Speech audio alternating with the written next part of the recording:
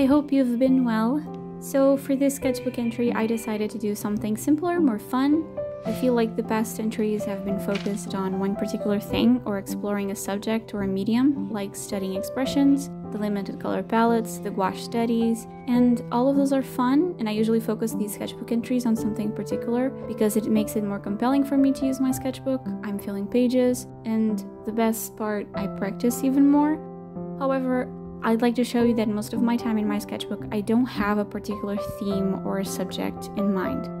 Rather, I like to just pick some references and then create a spread that I like, painting things that I like as well. This spread was painted in the span of a week, not just in one sitting, since I'm trying to start a habit of painting once a day. I did make a mood board though, because I wanted a place where I could keep all my references in. It also helped with keeping the references kind of consistent. Of course, it doesn't always happen. Sometimes I'm just noodling around the page and it ends up being quite weird looking. Also, I wanted to take some time in this video to update you on the Mijello Pure Pigment palette. I wanted to log how I've been using it, what I think of the paints so far, and things I like and don't like.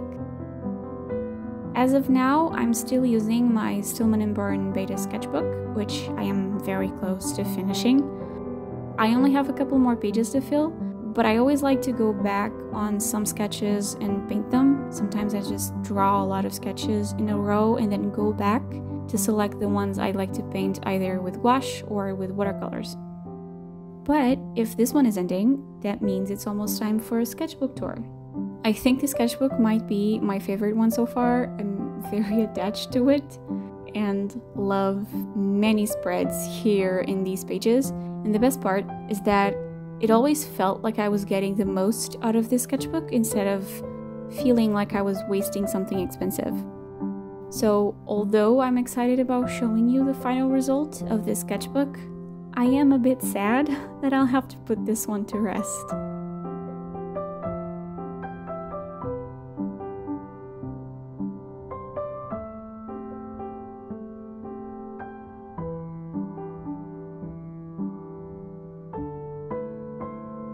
To draw, I'm using the Blackwing matte pencil because I really enjoy sketching with it.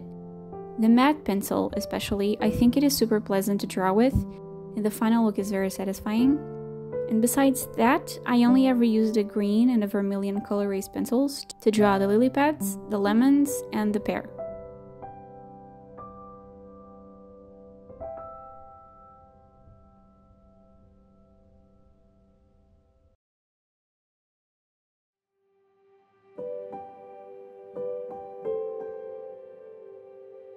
For the watercolors, my first opinion on these being very vibrant still stands. I think the colors are amazingly vibrant and striking. Like I said in the original video, they still dry a bit dull, but that is the one thing most watercolors have in common. But most pigments do retain some vibrancy.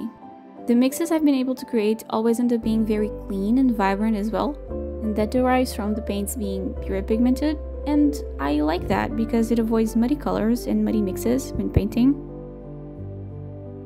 So far, I've noticed the watercolors don't particularly move much.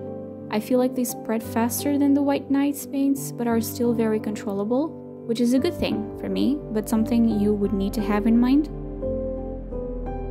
The paints never truly dried on the palette, and I think it's because of their binder. Unfortunately, I couldn't find any information on Mijello's website, nor the flyer that came with the paints, explaining about the paint's binder, whether if it was honey or not. It could be, seeing as they are still gooey and it's been a long while since I poured them into the palette.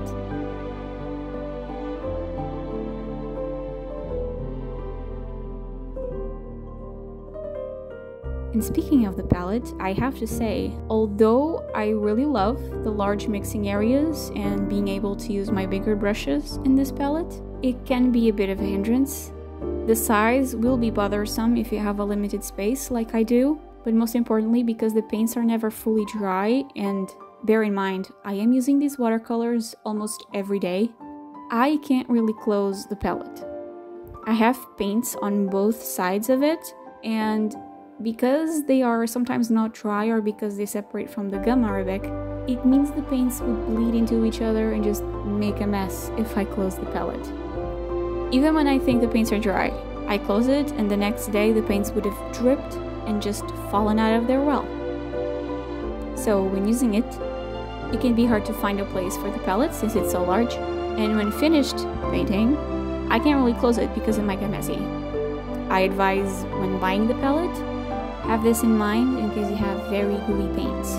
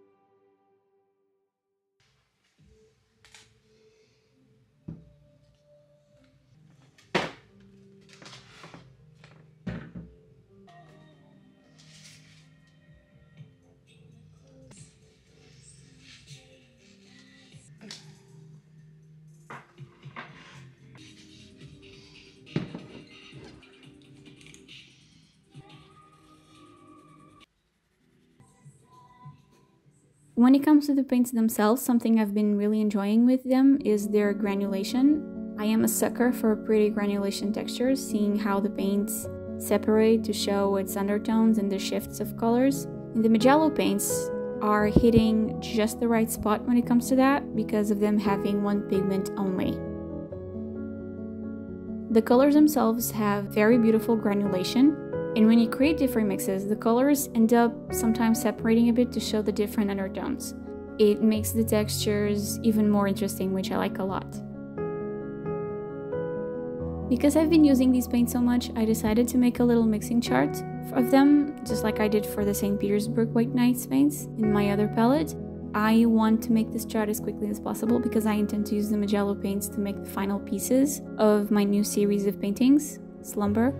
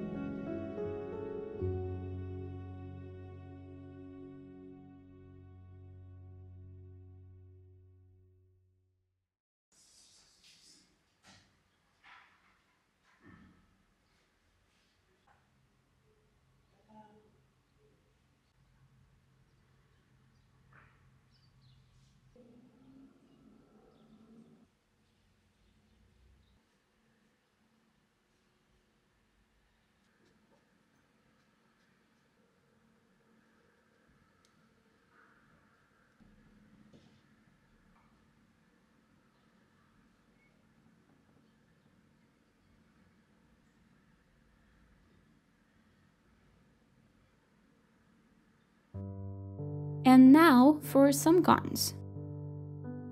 I have to say, the one paint I truly miss when using these is Payne's Gray. So this particular paint usually is composed of a mixture of blue, either ultramarine or phthalocyanine and Mars Black. The one I usually use is the White Nights Payne's Gray that has PBK7, PB15 and PY3, so a black, blue and a yellow pigment. So when it dries, this color always has some pretty granulation and separates into very beautiful shades of blue.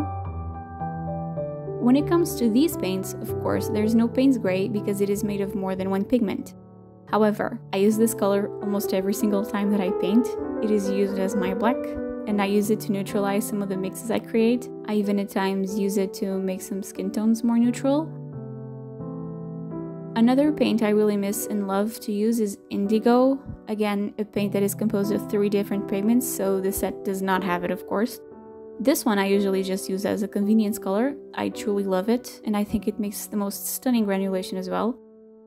But then again, my favorite pigments are the blue ones. I love to experiment with them and to use them. I simply added all my blues to a specific section of the palette to use them with my Mijello paints when I want. But it is also really good that I can learn to create these convenience colors with the Mijello paints so that I can have more mixing knowledge.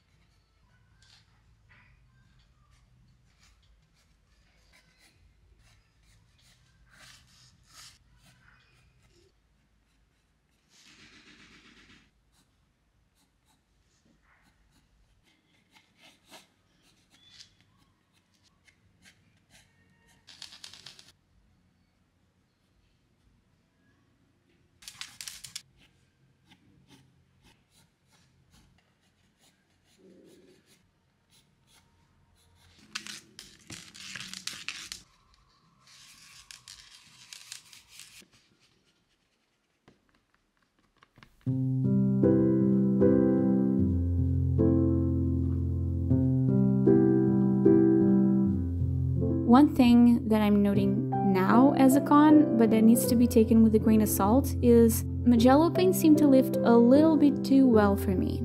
That isn't necessarily a bad thing, it just depends on how you like to use your paints. For me particularly, I do use a lot of layering, so it can be a bit cumbersome at times, but I can work around it and use it to my own advantage.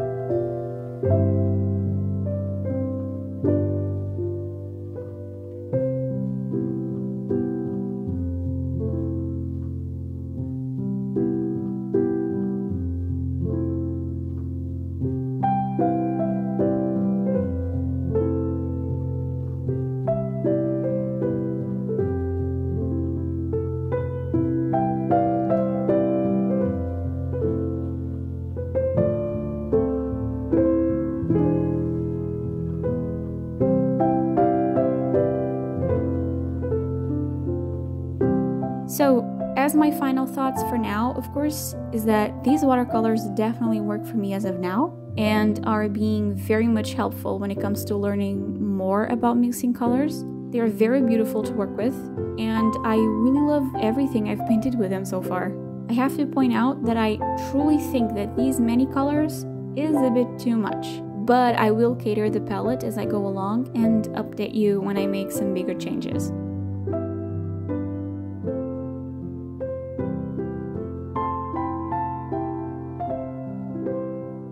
So, I hope you enjoyed this video. I really liked making this spread and I love how the sketches turned out.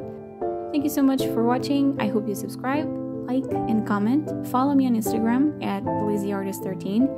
And if you like, support me on my Ko-fi account. Happy creating, everyone. Take care.